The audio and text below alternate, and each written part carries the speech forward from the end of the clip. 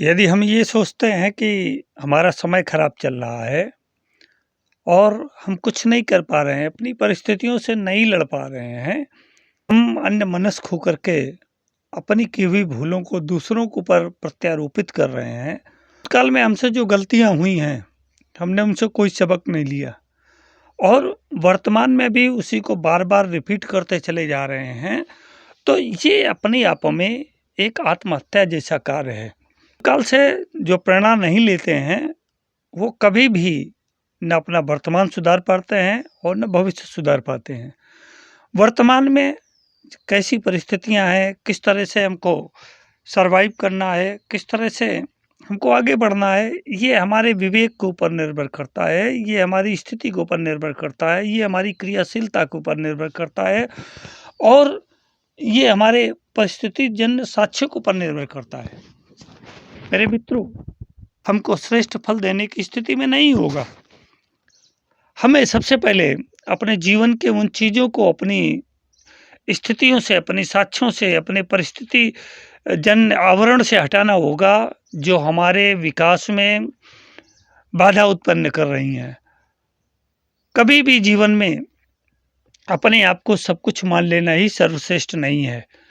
जब भी हम अपने आप में आत्ममुग्ध होकर के काम करते चले जाते हैं और कभी पीछे मुड़कर भी नहीं देखते हैं, कभी हमने उस पर विचार भी नहीं किया कि हम जो कर रहे हैं या हम जो करने जा रहे हैं या हमारे द्वारा जो किया हुआ है, उसका परिणाम क्या होगा। तो उसका परिणाम यही होगा, आत्मविध्वंस, अपना ही सर्वनाश, अपने को ही कुएं में, गहरे अंधेरे कुएं में ढकेल देना।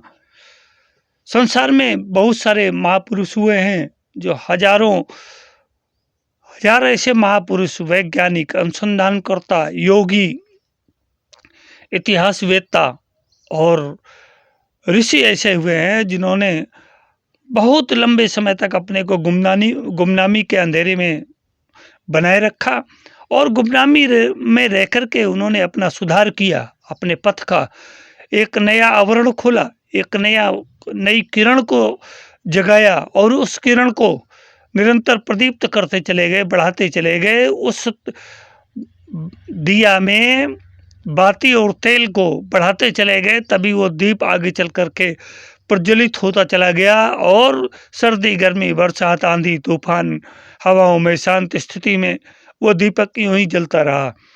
हम भी इसी तरह अपने जीवन के दीपक को जब तक समझ सोच कर नहीं जलाएंगे, तब तक हमारा हश्र यही होता रहेगा और हम बार बार अपने किए हुए पर पछतावा करते रहेंगे। इसका कोई परिणाम नहीं निकलेगा। सोच कर देखो तो हम जीवन में कैसे थे, क्या थे, कहाँ थे और कहाँ पहुंच गए।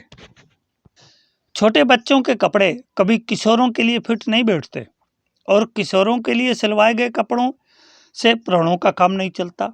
आयु बढ़ने के साथ साथ परिवर्तन आवश्यक हो जाता है। भोजन ताज़ा बनाने से ही काम चलता है। विद्यार्थी जैसे जैसे कक्षा चढ़ते जाते हैं, वैसे उन्हें अगले पाठ्यक्रम की पुस्तकें खरीदनी पड़ती हैं। सर्दी और गर्मी के कपड़े अलग अलग तरह के होते हैं। परिवर्तन होते चलने के साथ तदनुकूल व्यवस्था बनाते रहना भी एक प्रकार से अनिवार्य है, अन्यथा हम अपने आप को स्वतः धोखा दे रहे हैं। हम अपनी स्थिति पर स्वयं नहीं विचार कर रहे हैं और दोष दूसरों पर मढ़ रहे हैं। समय सदा एक सा नहीं रहता, वह बदलता है, वह आगे बढ़ता जाता है। तो उसके अनुसार नए नियम भी निर्धारण करने पड़ते हैं और नई स्थितियों से हमें रूबरू भी होना पड़ता है और हमें नए प्रश्न और नए प्रश्नों के उत्तर भी ढूंढने पड़ते हैं। आदिकाल में मनुष्य बिना वस्त्रों के रहा करता था। मध्यकाल में धोती और दुपट्टा, केवल दो ही बिना सिले वस्त्र काम आने लगे थे। प्रारंभ में अनगढ़ औजारों, हथियारों से ही काम चल जाता था। मध्यकाल में भी धनुष, बाण और ढाल, तलवार ही युद्ध के प्रमुख उपकरण थे, लेकिन अब तो आग्नेयास्त्रों के बिना काम नहीं चल सकता है। मिसाइलें, लॉन्चर, तोपें और तमाम तरह के इलेक्ट्रॉनिक उपकरण अब समय के साथ बदलते चले गए और मनुष्य की जिजीविका भी बदलती चली गई। समय के साथ परिस्थितियां बदलती हैं, फिर उनके समाधान खोजने पड़ते हैं। यदि हम समय के साथ, परिस्थितियों के साथ समाधान नहीं खोजेंगे तो समाधान कहीं हमको अपने आप कोई थाली में परोस कर नहीं दे जाएगा। रोम के एक दार्शनिक के मन में भारत की महत्ता देखने की ललक उठी। समय और धन खर्च करके वो भारत आए, घूमे और काफी दिन रहे भी। लौटे तो उदास थे। साथियों ने पूछा तो केवल इतना कहा, भारत में जहाँ गरीब अधिकांश रहते हैं वहाँ भी अमीरों का जैसा स्वांग मनाया जाता है। ऐसा ही कथन एक जापानी शिष्टमंडल का भी है। उन्होंने भ्रमण के बाद कहा था, यहाँ अमीरी का माहौल है परंतु उसकी छाया में पिछड़े और गए गुजरे लोग रहते हैं। प्रश्न ये उठता है कि ऐसी विडंबना क्यों आ पड़ी। अमीरी में जो दुर्गुण पाए जाते हैं वे यहाँ जनमानस में विद्यमान है, किंतु प्रगतिशीलों में जो सद्गुण पाए जाने चाहिए उनका पूरी तरह से अभाव है। इस कमी के रहते ही गरीबी ही नहीं, अशिक्षा, गंदगी, कामचोरी जैसे पिछड़ेपन की अनेक निशानियां बनी ही रहेंगी।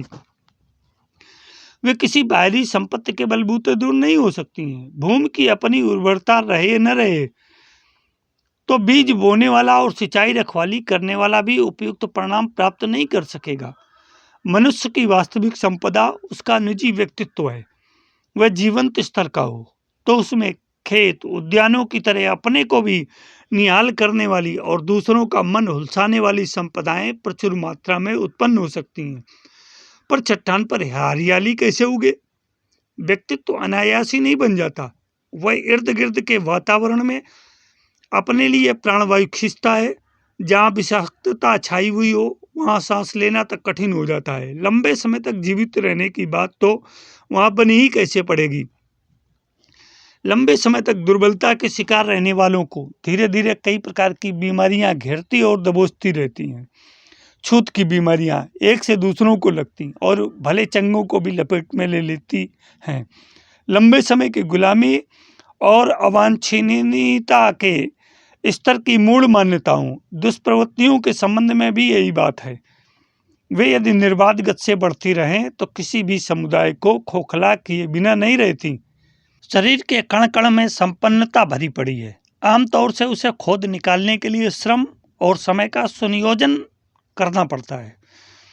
अभिरुचि, उत्कंठा, मनोयोग एवं उत्साह का भी यदि साथ में नियोजन हो तो फिर समझना चाहिए कि श्रम का स्तर अनेक गुना ऊंचा उठ गया। आलस्य और उपेक्षा पूर्वक जैसे तैसे बेगार भुगतने की तरह काम करना तो ऐसा ही है जिसे न कुछ की तुलना में कुछ कहा जा सके। सुव्यवस्थित और सर्वांगपूर्ण काम करने से श्रम का मूल्य भी बढ़ता है और स्तर भी। मस्तिष्क में इससे सूझबूझ की क्षमता बढ़ती है, जिसके सारे अभ्यस्त ढर्रे से आगे बढ़कर कुछ अधिक उपयुक्त सोचा, किया और पाया जा सकता है। सुव्यवस्था एक उच्च स्तरीय कला कौशल है जो किसी भी काम को सर्वांगपूर्ण, सुंदर, सुसज्जित और कलात्मक बनाती है। संसार भर के प्रगतिशीलों को इसी आधार पर आश्चर्य और उन्नत करता देखा गया है। छप्पर फाड़कर कदाचित ही किसी के घर में स्वर्ण वर्षा हुई हो। दूसरों के आश्रित रहकर कदाचित ही किसी ने गौरव भरा जीवन जिया हो। उत्तराधिकार में भी किसी को वैभव मिल तो सकता है, पर हराम का माल हजम नहीं होता। जिसने परिश्रम पूर्वक कमाया नहीं है उसका वो सदुपयोग भी कदाचित कभी नहीं कर सकेगा। उठाईगिरी, लुच्चे लफंगे, छल छद्मों के सारे आए दिन बहुत कुछ कमाते रहते हैं, पर मुफ्त के माल का सदुपयोग कर सकना शायद ही किसी से बन पड़ा हो। भोजन तभी हजम होता है जब पचाने के लिए कड़ी मेहनत की जाए। मेहनत और ईमानदारी की कमाई ही फलती फूलती देखी गई है। यदि शरीर को व्यस्त एवं उत्साह भरी श्रमशीलता के सारे साध लिया जाए तो न दरिद्रता से ही पाला पड़ेगा और न किसी का मुंह ताकने की अनीति पर उतारू होने की आवश्यकता पड़ेगी। संपन्नता के अतिरिक्त दूसरा उद्यान शिक्षा का है, जिसे बुद्धिमत्ता, दूरदर्शिता, एकाग्रता आदि के नाम से भी जाना जाता है। वकील, इंजीनियर, कलाकार, विद्वान, मनीषी आदि को देखकर अपना भी मन चलता है कि काश हमें भी ऐसा संयोग मिला होता तो अधिक कमाने और अधिक सम्मान पाने की परिस्थिति हाथ लगी होती। पर इस स्थिति से वंचित रहने का दोष परिस्थितियों या अमुक व्यक्तियों पर देना भी व्यर्थ है। यदि शिक्षा का महत्व समझा और उत्साह उभारा जा सके तो बौद्धिक दृष्टि से समुन्नत बनने के लिए आवश्यक सुविधाएं अनायास ही खिंचती चली आती हैं। संसार के अधिकांश मनीषी प्रतिकूलताओं से जूझते हुए अपने लिए अनुकूलता उत्पन्न करते रहे हैं। विभूतियों को सही अथवा गलत तरीके से अर्जित कर लेना एक बात है और उसका सदुपयोग कर सकना दूसरी बात है। संपदाओं के संग्रहकर्ता इस संसार में असंख्यों भरे पड़े हैं, पर जो उनका सही सदुपयोग कर पाए वे खोजने पर भी अंगुलियों पर गिनते कुछ लोग मिलेंगे। इसे एक विडंबना ही कह सकते हैं कि सफलताएं अर्जित करने वाले को सदुपयोग नहीं आता और जो उसे सही प्रयोजनों में प्रयुक्त कर सकते हैं वे पुरुषार्थ को अर्जन के स्तर तक पहुंचा सकने में समर्थ नहीं हो पाते। काश प्रतिभा और सदाशयता का एक ही केंद्र पर केंद्रीकरण हो गया होता तो ये संसार कितना सुखी और समुन्नत दृष्टिगोचर होता। हम भी विकसित, सुव्यवस्थित और संपन्न होते, साथ में दूसरों को भी मार्ग दिखा सकते। सदुपयोग न बन पड़े तो इसमें भी किसी प्रकार संतोष किया जा सकता है कि जो कमाया गया था वह निरर्थक गुम हो गया।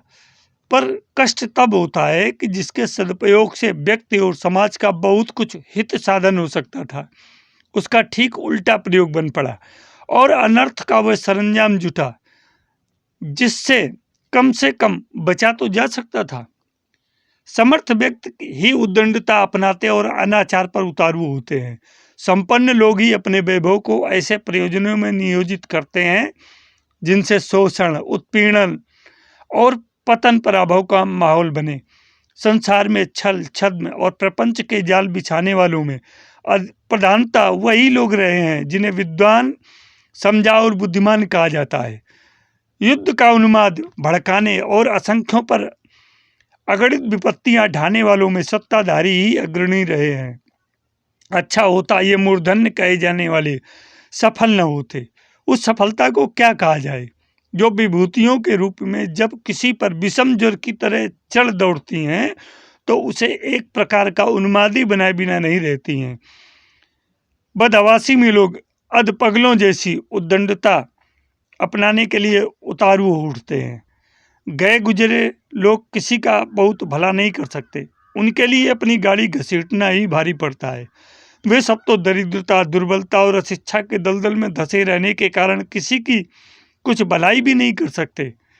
सेवा सहायता का सुयोग उनसे बन ही नहीं पड़ता। इतने पर भी ये संतोष की बात है कि तथाकथित समर्थों की तरह वे अपनी चिंगारी को दावानल बना करके सुव्यवस्थित वन प्रदेशों को जला डालने की दुष्टता तो नहीं कर पाते। लोक चिंतन को दिग्भ्रांत करने के लिए जितना साहित्यकारों, कलाकारों, धर्मोपदेशकों और नेतृत्व करने वालों ने सर्वसाधारण को भड़काया है उतना कदाचित ही संसार के समस्त अशिक्षित कर सके हों। संपत्ति वालों ने कलाकारों, साहित्यकारों, बुद्धिजीवियों को अपने पैसे के बल पर खरीदा और कठपुतली की तरह नचाया है। कभी वैज्ञानिकों की स्वतंत्र सत्ता रही होगी और वो लोकोपयोगी आविष्कार करते रहे होंगे, पर अब तो साधनों के सम्मुख उन्हें भी आत्मसमर्पण कर देना पड़ा है। वे यही खोजते हैं जो उन्हें अन्नदाता उनसे चाहते हैं। किसी की बुद्धिमत्ता ही नहीं, ईमान खरीद लेने तक का दावा तथाकथित सुसंपन्न करने लगे हैं। उन्हें देवताओं और भगवानों को भी अपने साधनों के बल पर कुछ भी करने के लिए विवश करने की जरूरत होने लगी है।